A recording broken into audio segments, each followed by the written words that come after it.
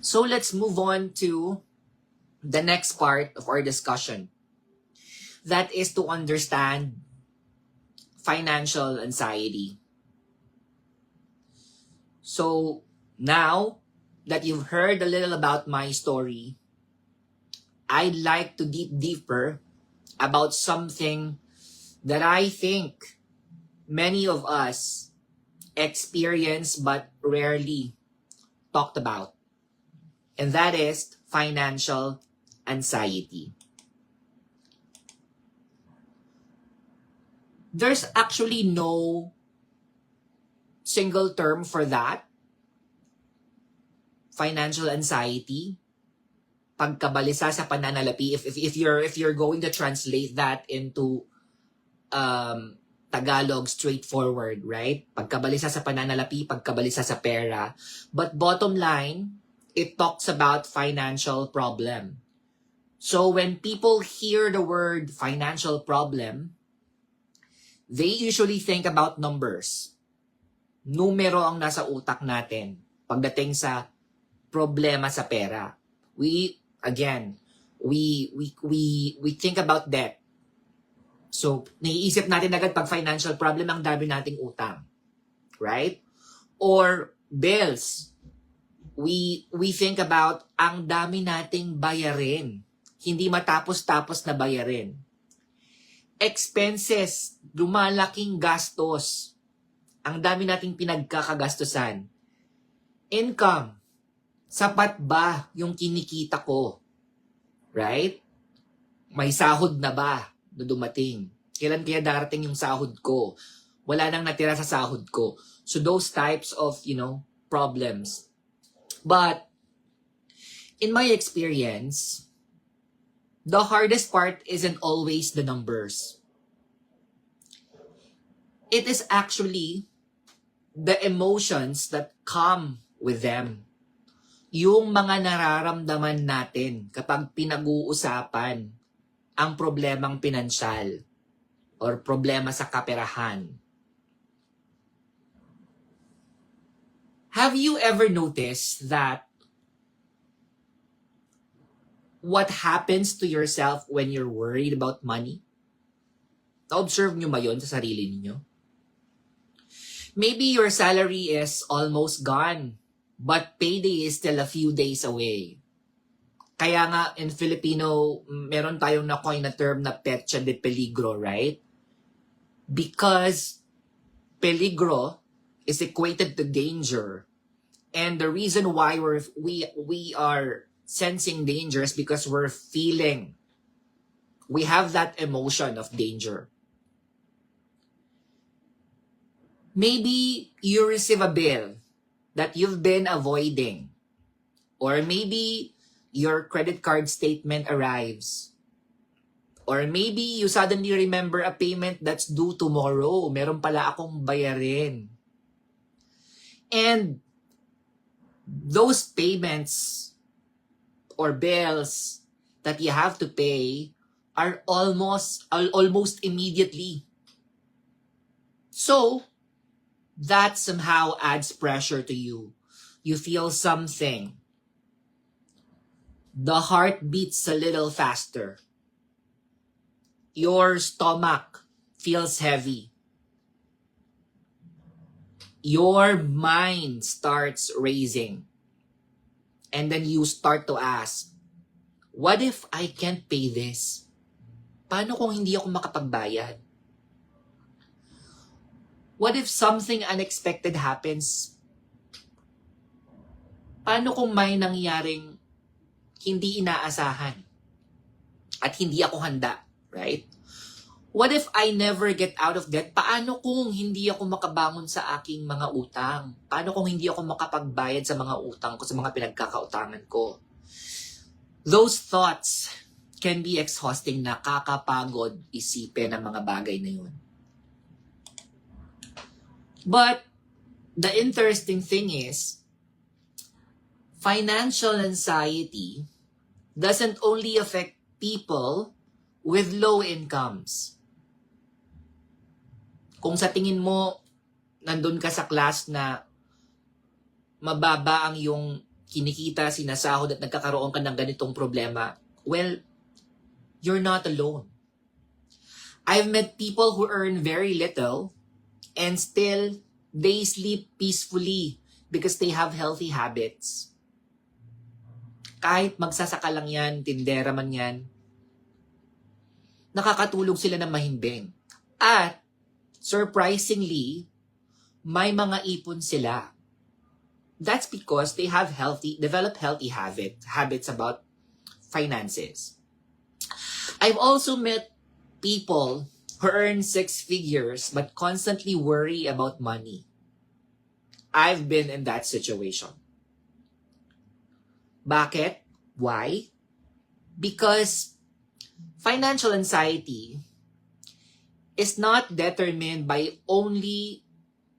how much money we have, but also it's being shaped by our habits. Yung mga kaugalian natin pagdating sa pera. Our beliefs, yung paniniwala natin, our past experiences, and how we respond when financial pressure shows up. Papaano tayo tumutugon or nagre-respond kapag merong pressure sa atin pagdating sa pananalapi or kaperahan. For me, one of the biggest lessons I learned was this. Ignoring my finances did not reduce my anxiety. It actually made it worse. Mas lumala nga eh. Because the more I avoided looking at my accounts, the more I imagined the worst. Why? Because I had less clarity. And the more akong natatakot, the more that I feel fearful about it. And fear has a way of making small problems feel much bigger than they really are. Maybe you've experienced this too. Like, instead of checking your bank account, you avoid opening the app. And instead looking at your bills, you leave them unread. Hindi mo magawang tingnan yung mga bills mo. And instead of making a budget, you tell yourself, I'll deal with it next week na lang, or sa susunod na araw na lang. Right? And then next week becomes next month. And then next month becomes next year. Not because we are lazy, hindi dahil tamad ka, but because anxiety often convinces us that avoiding the problem will somehow make us feel better. So the more na umiiwas tayo dun sa financial problem natin, gumagaan yung pakiramdam natin. Yun yung sa tingin natin na nangyayari sa atin. Unfortunately, it rarely does. One thing I've learned through both my personal experience and my work as a Six Sigma consultant is this. We cannot improve what we're unwilling to face. Kahit kailan ay hindi natin mababago ang anumang bagay na ayaw nating harapin. In process improvement, we always begin by understanding the current state. Ano nga ba ang kalagayan ko ngayon? It's not because we enjoy finding problems, right? Not because gusto mong makakita ng problema sa buhay mo, right? But because clarity always comes before improvement. And our financial lives work exactly the same way. So, if you have been feeling overwhelmed, please hear this. Feeling anxious doesn't mean you're weak. It doesn't mean you're bad with money. It doesn't mean you're a failure. It simply means that you are just human. Tao ka lang. And like any challenge, financial anxiety can be managed. Not exactly overnight for sure, but one habit at a time. And that is why Habundance, our community, isn't just about making more money. It's about building better habits. Because when our habits improve, our confidence grows, our clarity grows, and eventually, our financial situation begins to change too. Kailangan lang natin ng kalinawan para alam natin kung ano yung tinatahak natin. At kapag alam na natin kung ano yung tatahakin natin at kung gaano katagal natin to pagdadaanan, then we can change. Mababago natin yung buhay natin. So I'd like to hear thoughts from you again, guys. You don't have again to share any personal numbers with me. Just share what you're comfortable sharing. So my first question is, when do you usually feel the most financial stress? Kailan mo kadalasang nararamdaman ang pinakamalaking financial stress? So if you can, comment about it.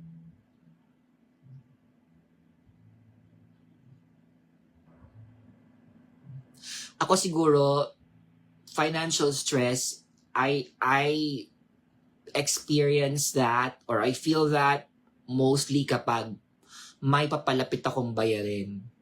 Lalo na kung nakapangako ako sa babayaran ko and then unexpected things happen. So, for example, hindi ka nakasahod or for example, na-move yung sahod mo, right? So meron ka ng mga due dates, may mga napangakuan ka. At umaasa sila sa'yo. So, that is really causing me financial stress. I won't be able to sleep. Yun talaga yung talaga nakaka-stress sa akin. So, mukhang parehas kami ng aking friend na si Ariel, bill due dates. Yeah, that is so true. My second question is, have you ever avoided checking your bank account because you were afraid of what you'd see? Naranasan mo bang wag na lang tingnan ang iyong bank account kasi natatakot ka kung ano man yung makikita mo doon?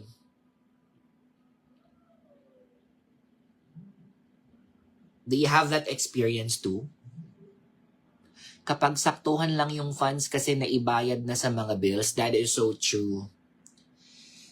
That also adds financial stress. And it becomes a cycle because, when my expected money gets delayed, it becomes a cycle because minsan, dahil nga nakapangako tayo, right? We have to pay them. And sometimes we force ourselves to resort into things that would help us, attain that money para lang makuha natin yung pera na yun. Kasi nga, nahiya tayo, right? Or dahil nga nakapangako tayo, we don't want our reputation to be changed by that person. Nahiya tayong ma-break yung relationships natin sa kanila.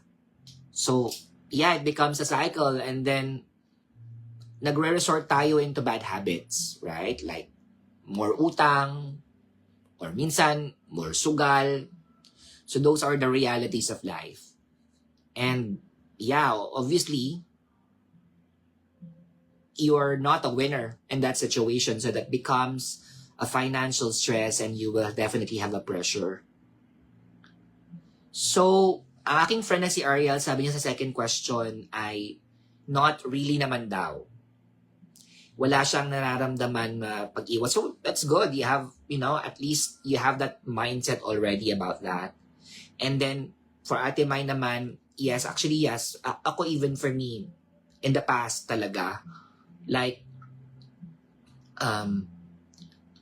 I've always avoided to really just look into my bank account. Or maybe sometimes what happens is, I only look at it kapag sahod na dumating, transfer money, transfer kung saan man, and then I just close the app.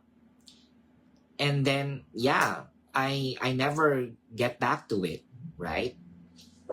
So yeah, well, thank you for your comments, guys. And then our last question is, what's our financial habit you think would give you more peace of mind? Anong financial habit yung sa tingin mo ay makakatulong para mas magkaroon ka ng peace of mind? Wow, mukhang I misread that. I thought you got 190K, my friend. So you're lucky if you have that, right? So correct, I only look at my account when I know it's my payday. That's true. Yeah. So on the third question, anong financial habit ang sa tingin mo ay makakatulong para magkaroon ka ng peace of mind? Get more extra source of income. Okay, so that is to increase or make more income streams. Okay, fair.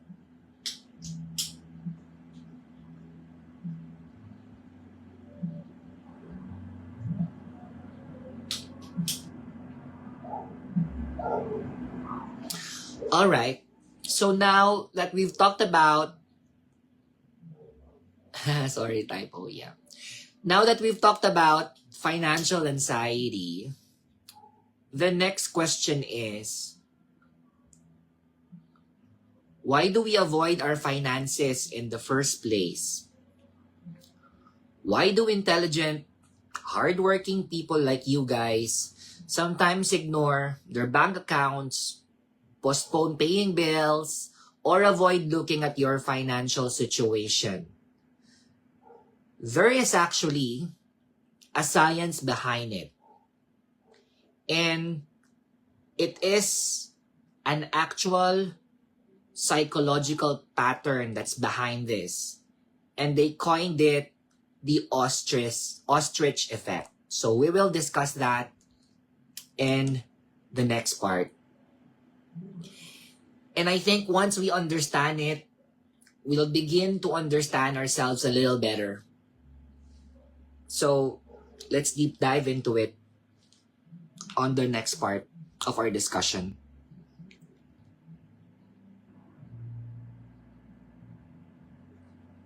Oh, that is true. Maybe I have to limit my way of helping others. Me muna. Yes, yes. There's a concept in finance that is pay yourself first, right? Unahin muna yung sarili mo. So that's true, Ate Mai. Okay. Great. So yan, thank you for staying.